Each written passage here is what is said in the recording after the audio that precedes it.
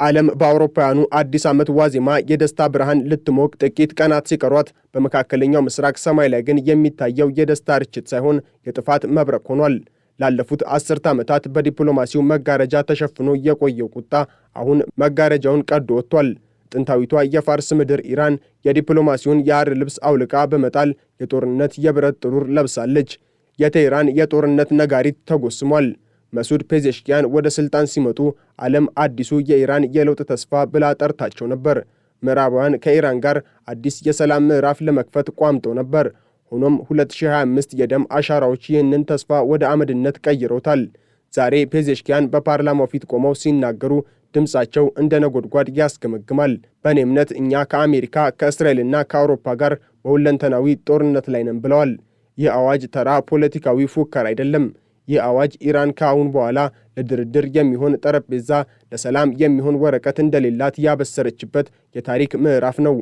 ፕሬዝዳንቱ ይህንን ግጭት በ1980ዎቹ ከኢራቅ ጋር ከተደረገው 8 ዓመታትን የፈጀ ደም አፋሳሽ ጦርነት ጋር አነጻጽረውታል። ሆኖም የአሁኑ 100 እጥፍ ይከፋል። ያኛው ጦርነት በድንበር ላይ ነበር። የአሁኑ ግን በኑሯችን፣ በባህላችን፣ በፖለቲካችንና በደህንነታችን ላይ የተከፈተ የህልውና ዘመቻ ነው ሲሉ አውጀዋል። ይህ የፔዜሽኪያን ንግግር ኢራን ለዘመናት ስትከተለው የነበረውን ስትራቴጂካዊ ትዕግስት በመቃብር ላይ ቀብራ ወደ ቀጥተኛና ይፋዊ ግጭት ማምራቷን የሚያሳይ ሰማይ አንቀጥቅጥ ለውጥ ነው።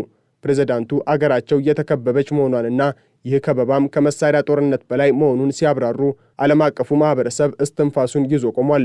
ጠላቶቻችን ኢራንን ለማንበርከክ ቆርጠው ተነስተዋል፣ እኛ ግን አንንበረከክም የሚለው የፔዜሽኪያን ቃል በመካከለኛው ምስራቅ ለሚነሳው ግዙፍ ጦርነት የመጀመሪያው ክብሪት ሆኗል። ዲፕሎማሲው ዛሬ በቴህራን አደባባዮች ላይ ሞቶ ተቀብሯል። በአውሮፓውያኑ 2025 የታዩት አውዳሚ ክስተቶች የሰላሙን ተስፋ ወደ አመድነት ቀይረውታል። ይህ የጦርነት አዋጅ በባዶ ሜዳ ላይ የተሰነዘረ ሳይሆን መነሻው በታሪክ ታይቶ የማይታወቅ ቀጥተኛ ወታደራዊ ግጭት ነው። አሁን ዓለም የሚጠብቀው አንድ ነገር ብቻ ነው።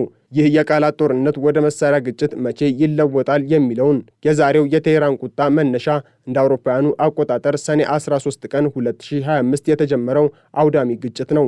እስራኤል ኦፕሬሽን ራይዚንግ ላይን በሚል ስያሜ 200 የሚሆኑ እጅግ ዘመናዊ ተዋጊ ጀቶቿን ወደ ኢራን ሰማይ ላከች። ይህ ጥቃት በኢራን የኒውክሌር የወታደራዊና የኢንዱስትሪ ማዕከላት ላይ ያነጣጠረ ነበር። በዚህ ጦርነት እስራኤል ኦፕሬሽን ሬድ ዌዲንግ በሚል ስያሜ ባከናወነችው ልዩ ኦፕሬሽን 30 የሚሆኑ የኢራን ከፍተኛ የጦር መሪዎችንና ሳይንቲስቶችን ገድላለች። ሆኖም ትልቁ ድንጋጤ የመጣው ከአሜሪካ ነው። ፕሬዝዳንት ዶናልድ ትራምፕ ኦፕሬሽን ሚድናይት ሃመር እንዲጀመር ትዕዛዝ ሰጡ። ግዙፎቹ ቢቱ ስፕሪት ቦምብ ጣይ አውሮፕላኖች የኢራንን የከርሰ ምድር የኒውክሌር ተቋማት የሚሰነጥቁ ባንከር በስተር ቦምቦችን አዘነቡ። ፕሬዝዳንት ትራምፕ የኢራን የኒውክሌር አቅም ተደምስሷል ብለው ቢፎክሩም የፔዜሽኪያን የቅርብ ጊዜ መግለጫ ግን ሌላ እውነትን ይዞ መጣ።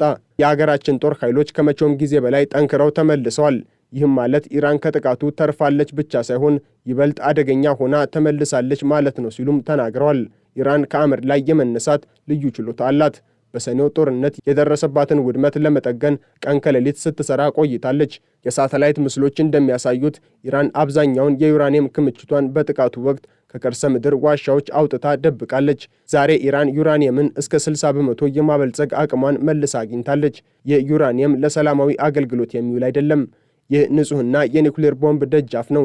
ተንታኞች እንደሚሉት ኢራን አሁን ባለው ክምችት በአጭር ጊዜ ውስጥ እስከ 9 የሚደርሱ የኒውክሌር ቦምቦችን የማምረት አቅም አላት። ይህ ደግሞ ለእስራኤል የህልውና ስጋት ነው። ፈረንሳይ፣ ብሪታንያና ጀርመን በኢራን ላይ ማዕቀብ እንዲጸና ያደረጉትም ይህንን ፍንዳታ በመፍራት ነው።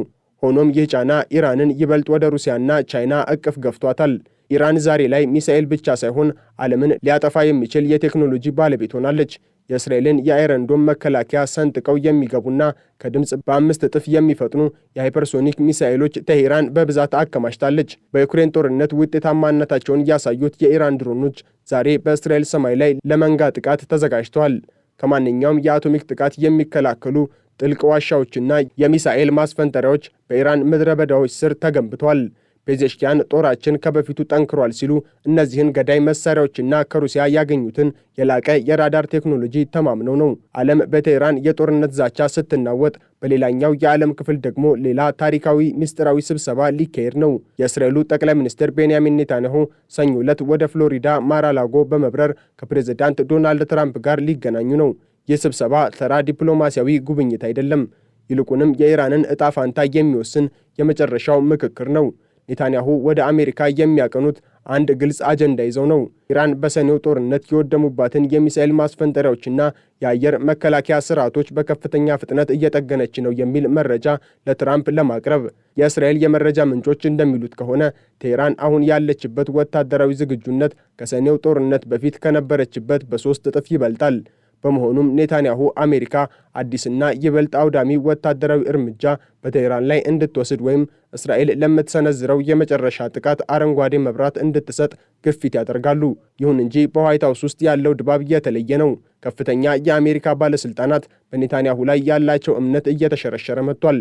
ኔታንያሁ የጋዛን የሰላም ስምምነት ሆነ ብለው እያደናቀፉ ነው የሚል ከፍተኛ ጥርጣሬ በዋሽንግተን ነግሷል።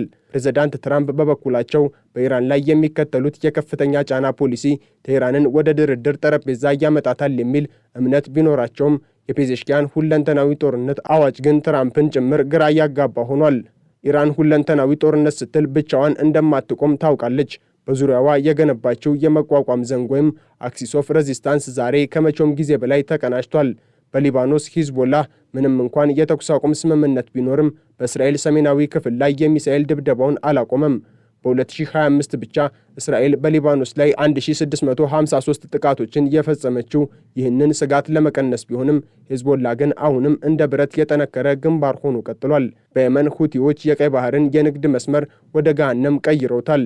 ነሐሴ 2025 ላይ በእስራኤል የአየር ድብደባ ጠቅላይ ሚኒስትራቸውን ያጡት ሁቲዎች አሁን በቀጥታ በእስራኤል ከተሞች ላይ ድሮኖችን ለመልቀቅ የቴህራንን ትዕዛዝ እየጠበቁ ነው። በሶሪያ ደግሞ እስራኤል የሶሪያን መከላከያ ሚኒስትርና ፕሬዝዳንታዊ ቤተ መንግስትን በመደብደብ አዲስ የጦር ግንባር ከፍታለች። ይህ ሁሉ ተደማምሮ እስራኤልን በሁሉም አቅጣጫ በሚሳኤል ቀለበት ውስጥ ከቷታል። ፔዜሽኪያን ጦራችን ጠንክሯል ሲሉ እነዚህን ሁሉ አጋሮቻቸውን በአንድ ጊዜ የማንቀሳቀስ አቅማቸውን ጭምር ነው።